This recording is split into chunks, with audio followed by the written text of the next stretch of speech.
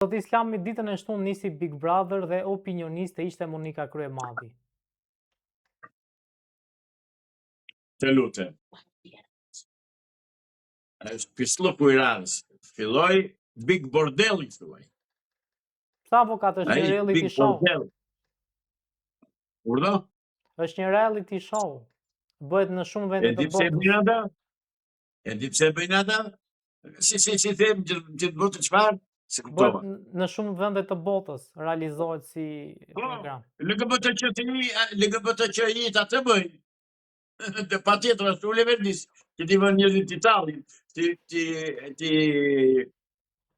bllokojnë duke u dhënë një shfaqje idiote, mizerabël, imorale, kurbërie, me të tëra të zeza, dhe shqiptarët dhe popujt atë duan, popullit turmështore. Ora keni parasysh një gjë, i nderuar gazetar. Politikanët nena shikojnë zi miza. E dini që tallen në çdo kohë kur bie fjala për neve? Për popullin dhe për zgjedhje, për kështu, nuk e keni ide se si na tallin. Se më kanë thënë vetë politikanë që kanë qenë deputet dhe tani si janë më. Ora ju nuk e dini, më kanë thënë se si tallemi ne atje dhe si u përdorim. Dhe praktikisht ashtu po na përdorim. Jo zotëri, harrojeni se mund të bëhet demokraci dhe harrojeni atë, jo harrojeni, po konsiderojeni një pislëk të radhës këtë Big Bordellit. Zoti Islami, po opinioniste Monika Kryemadi, si e vlerësoni?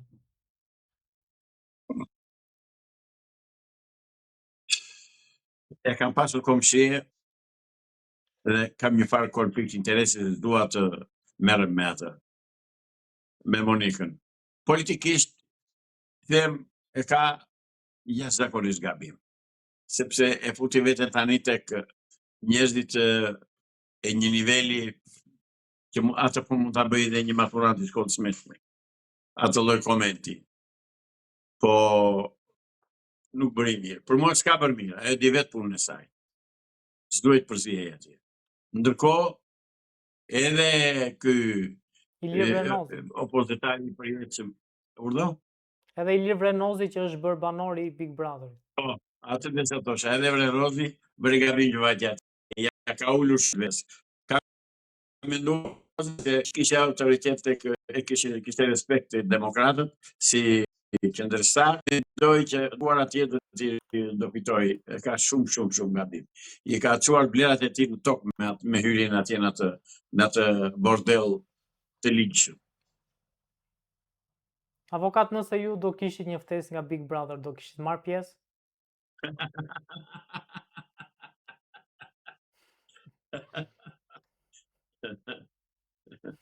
Jo.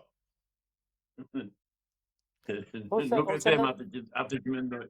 Ose nëse do e kishit menduar, çfarë kushtesh do i kishit vënë produksionit? Pra, nëse do thonit, ok, doni të futem në Big Brother, do plotësoni 1, 2, 3 kushte. Çfarë kushtesh ju mund t'i vini produksionit që ti të futesh aty? Kushte që ata si plotësojnë do të kur. Të mos ketë asnjë lloj imoraliteti. As puthi, as fletje bashk. Vetëm këtë, kaq. Po ish bordelli, se çfarë bëjnë tjetër sikur do nisin raketa, ja, jo. Pra ishte një nëse s'do kishte një bordell. Po mos kishte puthi dhe fletje bashk. Të lutem, është bordell i ligjshëm. Bordell për të vënë njerëzit në gjumë, bordell për të tallur me kohën e njerëzve, nga që njerëzit nuk kanë asnjë lloj shpresë tjetër, të paktën u heq mendjen nga. E di si shërben ky Big Bordelli, si alkooli, që një njeri por është i mërzitur pi alkool dhe humbet mendjen, pikërisht atë japin e dehen, e vënë në gjumë, e neutralizojnë, e paralizojnë popullin me këtë lloj krijesash. Për atë bëhen, jo këtu, në gjithë botën për atë bëhen, sepse gjithë bota po zihen. Nuk e di, keni para, po si keni para, bujqit e Francës, bujqit e Greqisë, bujqit e Brukselit janë ngritur të tërë, ndërsa bujqit e Shqipërisë që i kanë traktorët, i marrë të drejtë me gjithë traktore, me gjithë veglat të tyre që nuk dalen, bllokojnë rrugën dhe thonë ç'është kjo, të bllokohen importet e artikujve bujqësor nga Serbia, nga Maqedonia dhe nga Greqia. ne kemi gjitha mundësi që t'i prodhojmë vetë. Po ata s'ngrihen dhe mirë bëjnë, edhe ai që paguan reston jemi ne, unë e ti, që ham ushqimet kontaminuara, ushqimet me hormone, me dreqe të binë, dhe ne nuk e di me çfarë na ushqej. Kështu që atë Big Brotherin, pra atë Big Bordelin, më fal, se ngatrova, Big Bordelin pra atë punë e bëjnë. Thjesht që të heqin mendin e njerëzve nga problemet e ditës. E dehin.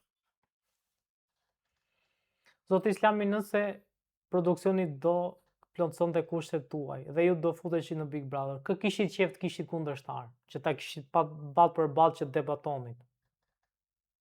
Jo, nuk debatojnë në ato lloj formatesh edhe në ato lloj emisionesh.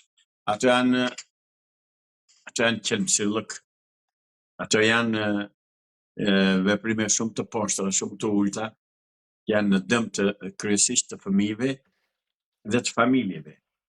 Ai është një i ashtu quajtur produksion, se ju flisi dhe me fjalë të mëdha, mor vëlla. Qa produksion ishte ai? Kishte koncerte, kemi pasur gjatë gjithë jetës deri në 90-ën kemi pasur koncerte të mrekullueshme, koncertet e fundvitit, koncertet e majit, koncerte që kishin qef të shikoje, pavarësisht se kishin të gjithë politikën dhe ideologjinë e Enverit brenda, po artistët tanë që të niveleve të shkëlqyera.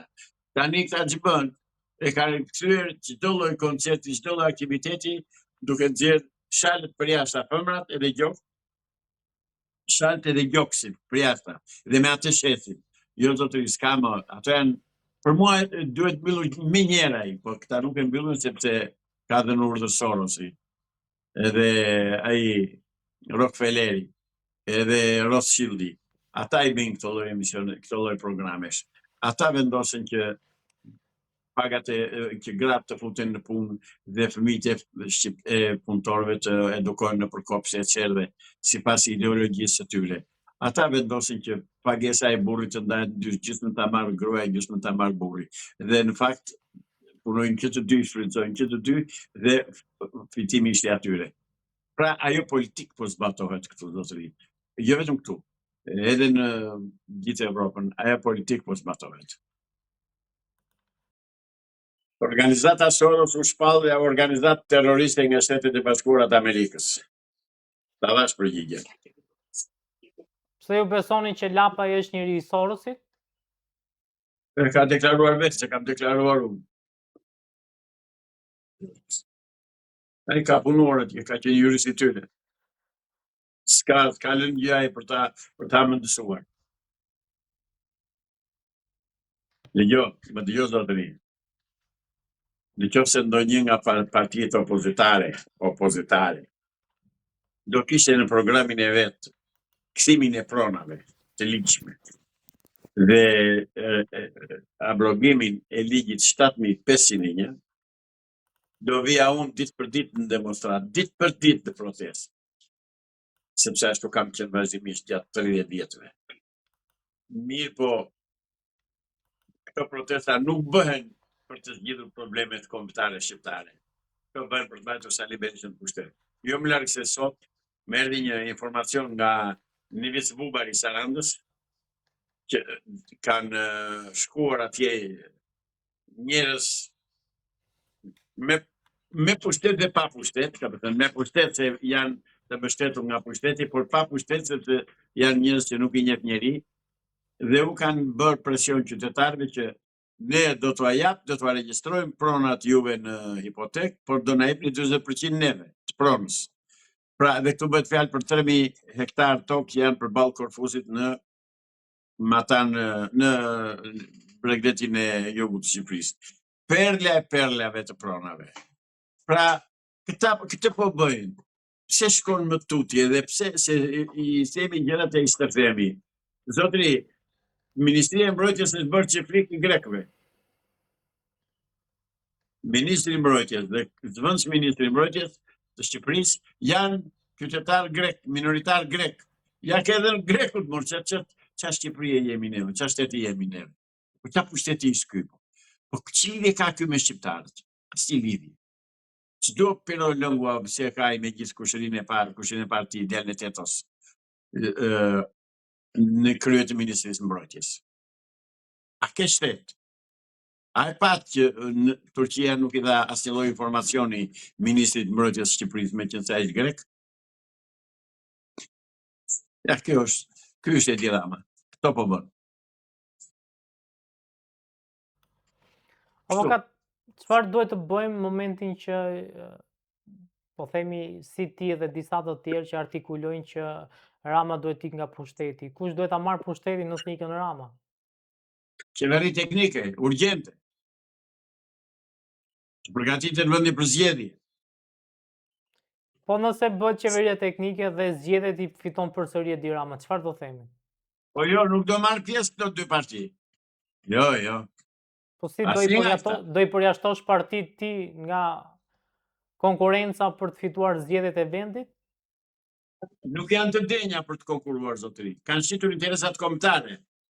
Kanë shitur pronën, kanë shitur naftën, kanë shitur gjithçka, kanë shkatëruar industrinë, kanë bllokuar, kanë mbyllur uzinat më të mëdha dhe më të shkëlqyera të urrez dhe të azotikut në Fijet.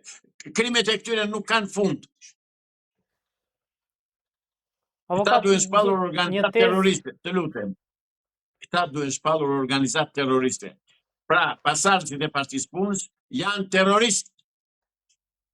Një tjesë të ngjashme kishte edhe Berisha, i cili tha që në fakt ne duhet shpallim Partinë Socialiste si organizat terroriste dhe ta nxjerrim nga sistemi. Po ai pjesë e Partisë Socialiste, me këtë tallet ai. E di pse thot atë, ai bën bllof më, ai tallet me mbështetësit e tij.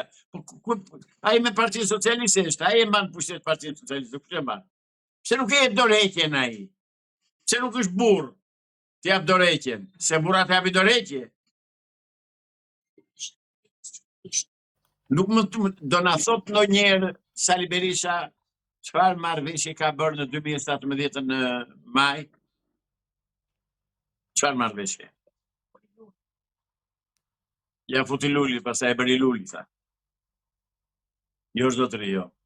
Janë bashkë ata, nuk diskutohet fare. Absolutisht asnjë mos ketë dyshimi më të vogël ose shpresë më të vogël, më minimale se ata nuk janë bashkë. Janë bashkë.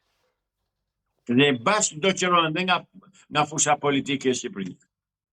Avokat, po këtë debatin mes Adriatik Lapajs dhe aktorit Viktor Zhusti, Bendoqët, i cili Viktor Zhusti kishte kaluar pranë protestës Adriatik Lapajt, ai kishte hedhur një foto Lapaj në Facebook, Zhusti reagoi, tha që unë si kam dhënë leje për ta hedhur foton në Facebook. Pra, si e cilësoni këtë debat? Dëgjoj. Zhusti, përderisa doli në fotografi me të, nuk ka më të drejtën ta ndaloj se ku do ta çoj fotografinë e ku do ta çoj.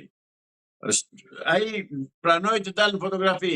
Kur dalë në fotografi bashkë me ti, qoftë ti mund ta çosh ku të duash atë fotografi, qoftë edhe unë, sepse të kam në leje, jemi bashkë. Nuk ka vend aty për këto janë thjesht, shiko. Janë kinezërira, po i thojnë. Madje i tha ai që po themi në Europë do të na çoj partia me të cilën luftoni ju, e kishte fjalën për Edi Ramën, Zhusti. Vate në origjinë. Ja, ka që thjesht. Ka që thjesht. Po Evropën, e kam thënë disa herë, i nderuar gazetar, Evropën harrojeni. Nuk do shkojnë shqiptarët në Evropë kurrë. Pra që kosa do ekzistoj kisha e krishterë, ortodokse dhe katolike, shqiptarët nuk do shkojnë në Evropë. Bajeni mend të ju them mos u gënjejnë siç u gënjejnë për ditë kanë 30 vjet që po u gënjejnë. Mos më kanë gënjur dot. Unë si kam besuar kurrë. Po që gënjejnë qytetarët e tjerë shqiptar dhe të gënjejnë. U shkon gomari nur kur thot populli dhe të vazhdojnë të shpresojnë. Shpresojnë vend pas dashit shqip. Dhe shpresojnë që t'i bien dashit, por nuk i bien.